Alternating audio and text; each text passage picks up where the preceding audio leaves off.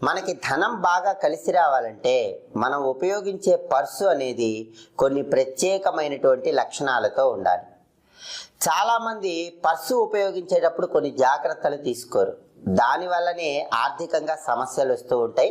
ఎప్పుడు ధనం అనేది నిలబడదు. ఎప్పుడైనా సరే నలుపు రంగులో కానీ నీలం రంగులో కానీ ఉన్న పర్సులు ఉపయోగించినట్లయితే ధనం అనేది తొందరగా ఖర్చు అయిపోతుంది. కొత్తగా మీరు పర్సు ఎప్పుడు కొనుక్కున్నా శుక్రవారం పూట కొనుక్కోవాలి.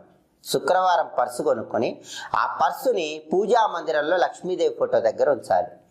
ఇంకా మీకు వీలైతే లక్ష్మీ స్వరూపమైనటువంటి గోమతి చక్రం ఉంటుంది, పూజా సామాగ్రి షాపులో లభిస్తుంది. ఆ గోమతి చక్రం ఒకటి, గవ్వ ఒకటి కొనుక్కోండి. ఒక గోమతి చక్రము, ఒక గవ్వ, ఈ రెండింటిని కొత్తగా కొన్న పర్సులో ఉంచి లక్ష్మీదేవి ఫోటో దగ్గర ఉంచండి.